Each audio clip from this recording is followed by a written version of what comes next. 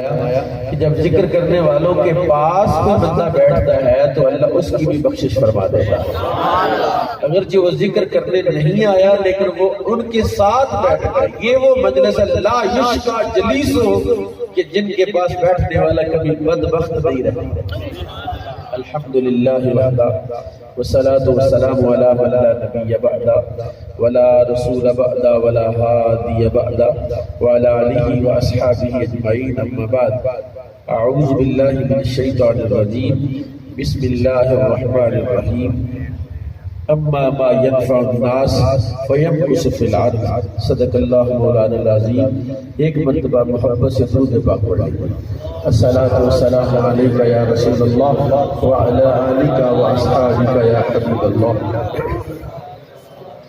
احباب گرامی، خیر الکلام ما قل ودل، مرشد گرامی کے مزاج اور آپ کی مصروفیت اور آپ کی طبیعت کے مطابق موافق چند باتیں آپ کی خدمت میں عرض کروں گا، کیونکہ یہاں خطاب کا موقع نہیں، یہاں زیارت کا موقع ہے، یہ لوٹنے کا موقع ہے۔ میں بھی آپ کی طرح طالب ہوں، سالک ہوں، اور میں بھی لوٹنے آیا، خطاب کرنے نہیں آیا۔ اور سرکار کی نگاہ ہم سب کو اللہ پاک اس کا فیض نصیب فرمائے۔ احباب گرامی، کائنات میں اللہ تعالیٰ نے کوئی شے بھی بے مقصد اور بے فائدہ پیدا نہیں فرمایا، کوئی شے، یہاں تک ایک چیونٹی بھی میرے رب نے بے فائدہ پیدا نہیں فرمایا۔ یہ جو مچھر ہوا میں اڑتا ہے، آپ مچھر بار سپرے لاتے ہیں، میرے رب نے یہ مچھر بھی بے فائدہ پیدا نہیں کیا۔ اگر مچھر نہ ہوتا تو شاید ہم زندہ ہی نہ رہ سکتے۔ ہر شے کے پیدا کرنے کا ایک مقصد اللہ نے بنایا ہے، اور اس مقصد پیدا کرنے کے بعد قرآن کیا کہتا ہے؟ قرآن کہتا ہے اس کائنات میں زیادہ دیر وہ ٹھہرے گا جو زیادہ نفع دے گا۔ اما ما ينفع الناس فيمكث في الارض، جو لوگوں کو جتنا زیادہ نفع دے گا اللہ اتنا زیادہ زمین میں سے قرار عطا فرمائے گا، اتنا دوام عطا فرمائے گا۔ تو میرے بھائی، آپ کے گھر میں جتنی بھی کام والی چیزیں ہیں، مشینری، الیکٹرانکس مشینری، پنکھا ہے، واشنگ مشین ہے، فریج ہے، جو بھی چیزیں آپ کے گھر میں کام کر رہی ہیں، کام دے رہی ہیں، جب تک کام دیتی رہتی ہیں آپ اس کو بڑی مناسب جگہ پر رکھتے ہیں۔ مثلا واشنگ مشین اگر کپڑے نہ دھوئے، واشنگ مشین کا کام ہے کپڑے دھونا، اور مرشد کا کام ہے بندے دھونا۔ مرشد کا کام ہے بندوں کے دلوں کو صاف کرنا، اور جب اندر سے دل صاف ہوتا ہے تو پھر اس کی صفائی چہرے پر نظر آتی ہے۔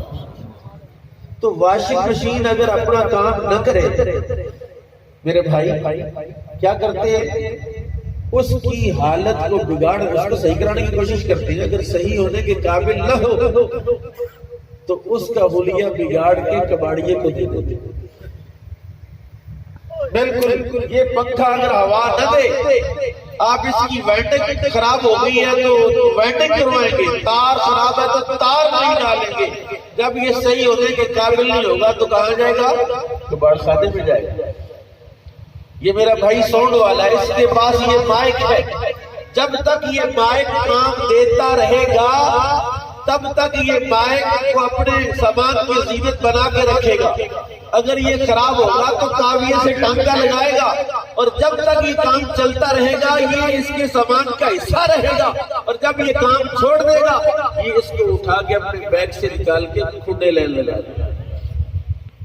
بس یہ بات آپ کو سمجھانی ہے کہ کائنات میں کوئی شے بے مقصد نہیں ہے، اور جب شے اپنا مقصد کرنا پورا نہ کرے، اپنے کام اور اپنے ڈیوٹی کو چھوڑ دے، تو کائنات کا اصول ہے، آپ کا اصول ہے، آپ کے گھر والوں کا اصول ہے، زمانے کا اصول ہے کہ آپ اس کو کھڈے لینے لگاتے ہیں۔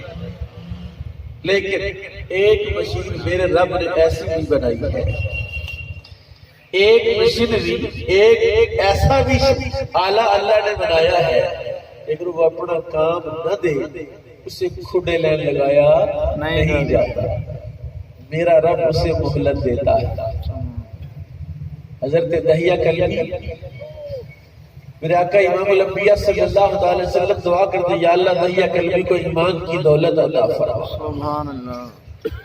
اللہ تعالیٰ نے وہی فرمائی پیارے حبیب میں نے دہیہ کلبی کے دل میں ایمان داخل کر دیا، ابھی آپ کی خدمت میں آگے کلمہ پڑھے۔ میرے آقا انتظار میں تھے، دہیہ کلبی حاضر ہوئے، میرے آقا امام الانبیاء صلی اللہ علیہ وسلم نے اپنی چادر مبارک دہیہ کلبی کے لیے نیچے بچھائی۔ دہیہ کلبی 700 افراد کے قبیلے کا سردار تھا، رسول پاک صلی اللہ علیہ وسلم کی خواہش یہ تھی۔ میں سوچتا ہوں کہ ہمارے سرکار مرشد گرامی ہر بندے کو توجہ کیوں دیتے ہیں؟ کوئی بندہ آ جائے تو سرکار کی کوشش ہوتی ہے کہ اس کو اپنے پاس بٹھائیں، اس کی مشینری چلنا شروع ہو جائے، یہ جس کام کے لیے بنایا گیا وہ کام کرنا شروع کر دے۔ تو میں نے اس حدیث کو پڑھا تو میں نے کہا یہ تو میرے آقا کی سنت ہے۔ حضور تو بندے کے لیے دعا کرتے یا اللہ اس کو ایمان کی دولت عطا فرما۔ تو دہیہ کلبی کو ایمان کی دولت کے لیے اس لیے دعا کی کہ 700 بندوں کا سردار ہے، اگر یہ مسلمان ہوا تو 700 بندہ بھی 7 مسلمان ہو جائے گا۔ سبحان اللہ۔ آیا حضور نے چادر بچھائی، اس نے دیکھا میرے آقا میری اتنی عزت تھی، اس نے چادر اٹھائی، اس کو بوسہ دیا اپنے سر پر اور کہا عارض علیہ الاسلام، حضور مجھ پر اسلام پیش کریں۔ حضور نے فرمایا قل لا الہ الا اللہ، لا الہ الا اللہ پڑھو، پڑھے ذرا ایک مرتبہ لا الہ الا اللہ، لا الہ الا اللہ پڑھ لیا، کلمہ شریف پڑھ لیا لا الہ الا اللہ محمد رسول اللہ۔ دہیہ کلبی رونے لگا، روتا رہا۔ حضور نے سمجھا کہ شاید ایمان کی حلاوت اور مٹھاس اور چاشنی جو اندر گئی ہے، جو سکون آیا ہے، یہ خوشی کے آنسو ہیں۔ جب اس کی خاموشی نہ ہوئی، ہچکی بند گیا، محمد دہیہ کلبی تیرے رونے کا سبب ایمان ہے یا کوئی اور شے ہے؟ اس نے کہا حضور ایمان نہیں، میں سوچ رہا ہوں، اس لیے رو رہا ہوں کہ اتنا چھوٹا سا کلمہ اور میرے اتنے بڑے بڑے گناہ کیسے معاف ہوں؟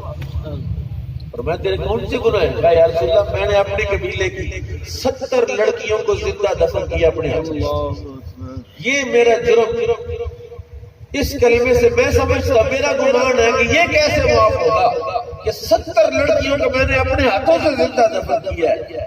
میرے آقا خاموش رہے، جبریل آ گیا، وحی آ گیا، اور آ کے جبریل نے عرض کی بارگاہ رسالت میں کہ حضور اس کو فرمائیں، اس کو بتائیں کہ اللہ نے اس کلمے کی وجہ سے تیرے 60 سال کے کفر کو معاف کر دیا۔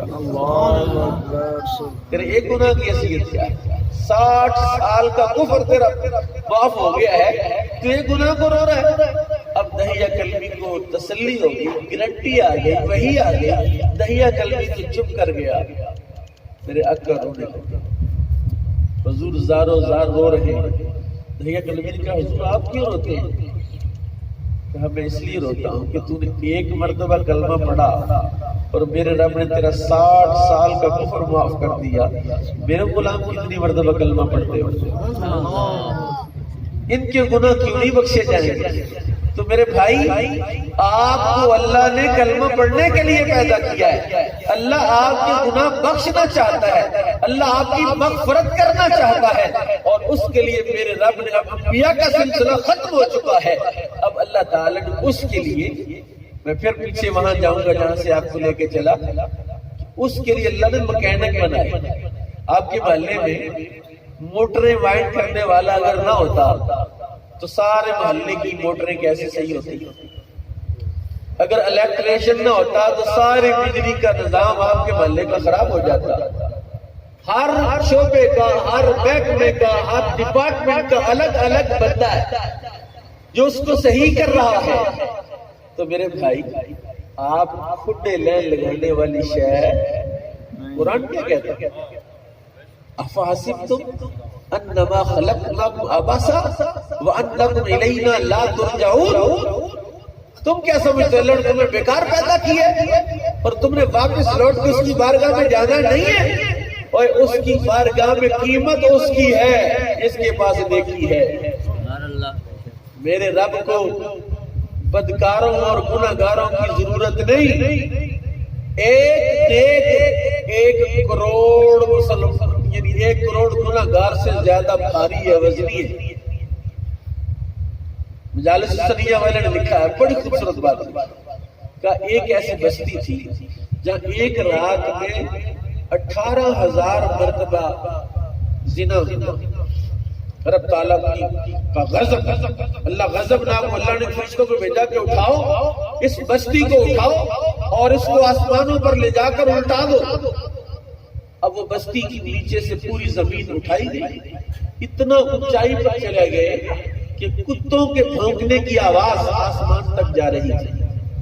اب بستی الٹنے لگی تھی کہ وہاں ایک مائی سحری کے وقت اٹھی، آٹا گوندھ رہی تھی. آٹے میں ہاتھ لت پت تھے. اللہ اکبر. اس کا بچہ رونے لگا. اب مائی پریشان ہو گئی کہ یہ بچہ رو رہا ہے، ہاتھ دھوتی ہوں تو بڑا ٹائم لگے، اس آٹے سے بھرے ہوئے ہاتھوں سے کیسے اٹھاؤں؟ اس کی زبان سے نکلا، میرا پتر اللہ بڑا کریم ہے، چپ کر جا. کہ اللہ بڑا کریم ہے، چپ کر جا. میرے رب نے فرشتوں کو روک دیا اور ٹھہر جو ہے اب اس بستی کو الٹانا نہیں. اس بستی میں ایک مائی نے مجھے کریم کہہ دیا. سبحان اللہ. کہ بستی کو واپس لوٹا دو، واپس لے جاؤ. 18,000 بدکاروں کو میں اس ایک مائی کے ایک کلمے سے بخش دیتا ہوں، معاف کر دیتا ہوں کیونکہ مجھے کریم کہا گیا. تو میرے بھائی، آپ بے مقصد پیدا اور آپ کو کھٹے لین بھی نہیں لگایا جا سکتا. یہاں تک ایک بندے کی 70 سال عمر ہے، وہ عمر کے اپنے 65 سال ضائع کر بیٹھتا ہے، برباد کر بیٹھتا ہے. پھر کسی کامل کی نگاہ پڑتی ہے اور میرا رب 65 سال کی زندگی کو بھی اس کو نیکیوں میں تبدیل فرما دیتا ہے. اللہ کہتا ہے تجھے تو میں نے اپنی کائنات کا شاہکار بنایا، تو کوئی عام بندہ ہے، تو کوئی عام شاہ ہے. وَالَّذِي خَلَقَ لَكُم مَّا فِي الْأَرْضِ جَمِيعًا. میرا رب قرآن میں کہہ رہا ہے اور تو کون ہے؟ تیرے لیے اللہ نے ساری کائنات بنائی. وَالَّذِي خَلَقَ لَكُم مَّا فِي الْأَرْضِ جَمِيعًا. یہ لکم کا مصداق کون ہے؟ ہر بندہ، ہر انسان اس کا مصداق. اللہ کہتا ہے میں نے آسمان تیرے لیے بنایا، زمین تیرے لیے بنائی، درخت تیرے لیے بنائے، پانی تیرے لیے بنایا، آکسیجن تیرے لیے بنائی، ہوائیں تیرے لیے بنائی، سارا نظام میں نے تیرے لیے بنایا اور تجھے میں نے اپنے لیے بنایا. سبحان اللہ. تجھے اللہ نے شیطان کے لیے تو نہیں بنایا، شیطان کے لیے بنایا گا. شیطان کے قابو آگے ہو، اس کے شکنجے میں آگے ہو. اللہ کا قرآن واضح انداز میں فرما رہا ہے الشیطان یعدکم الفقر. اللہ کہہ رہا ہے ان الشیطان للانسان عدو مبین. شیطان تو تمہارا دشمن ہے، وہ تو تمہارا کھلا دشمن ہے. کیسے بہادر ہوئے، اس کھلے دشمن سے مقابلہ نہیں کر سکتے. وہ تمہیں جب چاہتا چاروں شانے چت کر دیتا ہے. مرد ہو تو اس کے مقابلے میں کھڑے ہو. فاتخذوا عدوا. اللہ کہتا ہے اس سے دشمنی کرو. دشمنی کرتے ہو مسائلوں سے، دشمنی کرتے ہو اپنے مسلمان بھائیوں سے نا. اگر دشمنی کرنی ہے اور دشمنی کا مزہ لینا ہے تو پھر شیطان سے دشمنی کر. پھر تیری پارٹی میں رسول اللہ بھی ہوں گے، رب بھی تیرے ساتھ. سبحان اللہ. سبحان اللہ. اور میں یہ بات کہنا چاہتا ہوں کہ میرے بھائی، اس لڑائی کا گر سوائے کاملین کی نگاہ کے کسی کو میسر آ سکتا اور ہر شب کھٹے لین لگائی جا سکتی ہے. تجھے کھٹے لین نہیں لگا. یہاں تک کہ وہ بندہ جس کے جسم کا کوئی فالج ہو گیا، ڈیڈ ہو گیا بندہ، اس کا ہاتھ، اس کا پاؤں، اس کا پورا تھڑ آدھا حصہ حرکت نہیں کر رہا. کیا کبھی دیکھا کہ فالج زدہ بندے کو گھر والوں نے اٹھا کے باہر پھینک دیا، کباڑیوں کو لے دیا، کسی ہاسپٹل میں جمع کرا دی؟ نہیں، وہ اس وقت بھی قیمتی تھی. وہ اس وقت بھی قیمتی ہے، کیونکہ میرا رب جب درد دیتا ہے تو گناہ مٹاتا ہے، سبحان اللہ، نیکیوں میں اضافہ کرتا ہے۔ تو میرے بھائی، اما ما ينفع الناس فيمكث في الارض، جو لوگوں کے لیے نفع بخش ہوگا، اور لوگوں کے لیے نفع، آپ کسی کو پانی پلا دے تو نفع ہے، آپ کسی کو کوئی کرسی بیٹھنے کے لیے دے دیں تو نفع ہے، آپ کسی کو لباس لے دیں تو نفع ہے، آپ کسی کو کوئی بھی ضرورت کی چیز لے دیں تو نفع ہے، اور آپ کسی کا دل سیدھا کریں، یہ ایسا نفع ہے۔ الدال علی الخیر کفاعلہ، میرے مرشد، میں آپ کو ایک حدیث سناتا ہوں، میرے کریم آقا امام الانبیاء صلی اللہ علیہ وسلم کی نیکیاں کتنی ہیں، کوئی شمار کر سکتا ہے؟ ایک تو وہ نیکیاں جو رسول اکرم صلی اللہ علیہ وسلم نے خود کی ہیں، اور ایک نیکی وہ ہے کہ نیکی جس کو سکھائی، جب تک وہ نیکیاں کر رہے ہیں، جتنی نیکیاں امت کو مل رہی اتنی نیکیاں مصطفیٰ کے خزانے میں بھی جا رہی ہیں۔ سبحان اللہ، سبحان تو پوری کائنات میں میرے آقا امام الانبیاء سے نیکیوں میں کوئی بڑھ ہی نہیں سکتا ہے۔ کیسے کوئی بڑھ سکتا ہے کہ قرآن سکھایا مصطفیٰ نے، نماز سکھائی مصطفیٰ نے، اور حج سکھایا مصطفیٰ نے، روزہ سکھایا مصطفیٰ نے، اور صلی اللہ علیہ وسلم جتنے لوگ نیکیاں کریں گے اتنا ثواب حضور کو بھی جا رہا ہے، کیونکہ الدال علی الخیر کفاعلہ۔ تو میرے مرشد نے جتنے بندوں کا دل سیدھا کیا، جتنی مرتبہ وہ نفی اثبات کرتے ہیں، جتنی مرتبہ وہ تڑپتے ہیں، جتنی مرتبہ وہ پھڑکتے ہیں، اور یہ بات بندے کرتی ہے، یہ پھڑکتے کیوں، یہ تڑپتے کیوں، ہمیں کچھ نہیں ہوتا۔ تو کبھی کسی کے سامنے بیٹھا ہو تو پھر کبھی تو نے کبھی اپنے آپ کو بیمار سمجھا ہو تو پھر بخار چڑھ جائے تو کیا کرتے، دوائی لیتے، نزلہ زکام دوائی، کسی قسم کا مسئلہ ہو تو دوائی لیتے، اور دل بھی بیمار ہوتا ہے، دل کی بھی بیماری ہے، اس بیماری کو سمجھو تو صحیح کہ دل بھی بیمار ہوتا ہے۔ میرے سرکار ایک بڑی خوبصورت مثال دیتے ہیں، میرا خیال ہے اس سے فصیح بات کوئی ہو ہی نہیں سکتی، کہ یہ گلاس ہے، گندے گلاس میں آپ دودھ ڈالیں گے جی، گندے برتن میں کھانا ڈالیں گے جی، تو میرا رب اپنی نماز کا نور گندے جسم میں کیسے داخل کر سکتا جی؟ یہ جسم، آخری بات کرتا ہوں، اللہ، میرے کریم آقا امام الانبیاء صلی اللہ علیہ وسلم نے ارشاد فرمایا، اللہ اکبر، فرمایا جب کوئی بندہ نماز پڑھنے کے لیے مصلی پر کھڑا ہوتا ہے،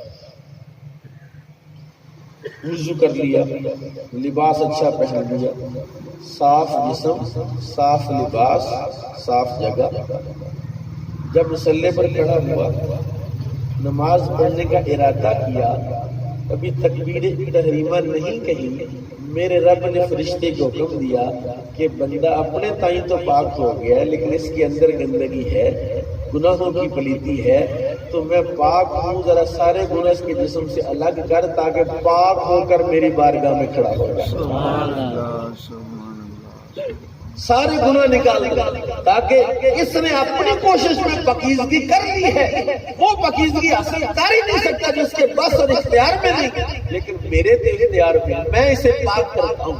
فرشتہ سارے گناہ نکال کے اس کو وہ مصلی پر کھڑا ہو گیا، رکوع کیا، قیام کیا، رکوع کیا، سجدہ کیا، تشہد کیا، پوری نماز پڑھی، سلام پھیر کے مصلی سے اٹھ کے جانے لگا۔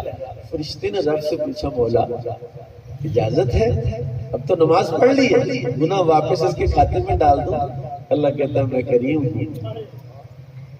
میں کریم ہوں، اب میں نے اسے پاک کر دیا ہے، اب اسے پاک ہی رہنے دیں۔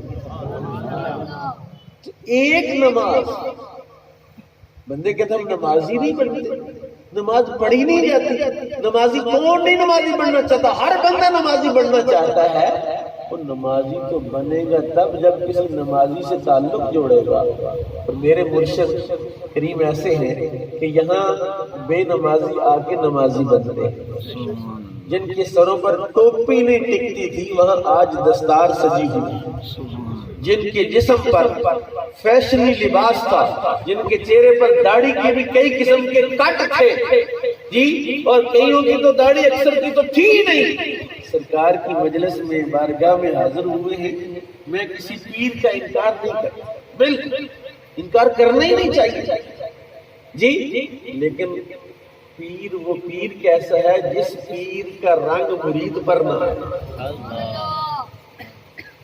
ہے، درست ہے، سب پیروں کو مانتے ہیں، سبحان اللہ، ہمارے ماتھے کا جھومر ہے، لیکن ہر سیفی تب سیفی ہوگا جب سیفیوں کا یونیفارم ہوگا۔ ایک بندے نے کچھ بھی نہیں پہنا ہوا، دستار بھی اتار کے رکھی ہوئی ہے، کوئی رنگ نہیں ہے، کوئی شے نہیں، سیفی نہیں۔ بھائی جان جب تک فوجی یونیفارم میں ہوتا ہے تو فوجی ہوتا ہے، نہیں تو سول ہو جاتا ہے۔ سپاہی جب تک یونیفارم میں ہوتا ہے تو سپاہی ہوتا ہے، نہیں تو سول ہو جاتا ہے۔ تو میرے بھائی یہ مسلمان کا لباس ہے، اور اگر یہ لباس آپ اپنے جسم پر پسند کرتے ہیں۔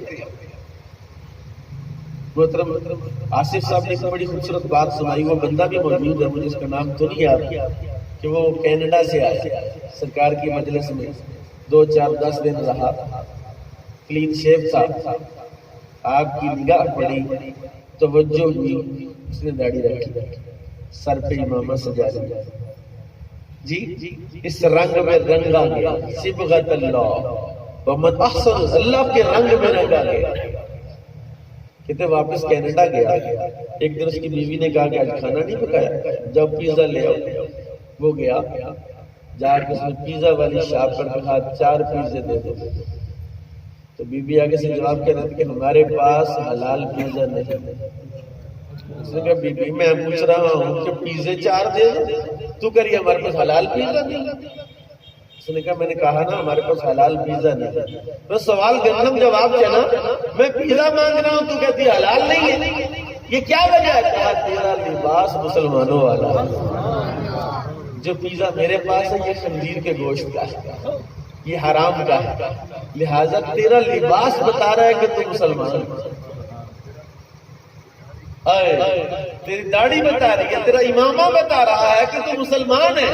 وہ داڑھی کو امام کو چومنے لگا کہ ہائے آج اس امام نے اور اس داڑھی نے مجھے خنزیر کا گوشت کھانے سے بچا لیا، نہیں تو میں بھی کھاتا، میرے بچے بھی کھاتے، میری بیوی بھی کھاتی، آج اس غیر مسلم عورت نے میرے لباس کو دیکھ کر مجھے حلال کی تلقین کر دی۔ تو میرے بھائی پتہ نہیں آپ بھی شاید لاہور میں تو پتہ نہ کون کون سا گوشت ملتا ہے، اس رنگ میں آ جائیں تاکہ آپ حرام گوشت سے بچ جائیں، آپ حرام سے بچ جائیں، آپ محرمات سے بچ جائیں۔ شرم آئے گی نا، کبھی امامہ سر پہ ہوگا تو نظر بازی کرتے ہوئے شرم آئے گی، گناہ کرتے ہوئے شرم آئے گی، چہرے پر داڑھی ہوگی، یونیفارم ہوگا مسلمانوں والا، تو دل میں ضرور سوچ آئے گی یار لوگوں نے کہا یہ کیا کر رہا ہے، تو کتنے گناہوں سے یہ بچا لیتا ہے۔ اللہ میرے مرشد کی نظر سلامت رکھے اور اس نظر کا فیض بانٹنے والوں کو سلامت رکھے، اور محترم صوفی مجاہد سیفی صاحب اور ان کو اللہ سلامت رکھے جنہوں نے یہ مجلس سجائی ہے، اللہ ان کے والد گرامی کی قبر پر کروڑوں رحمتیں نازل فرمائے۔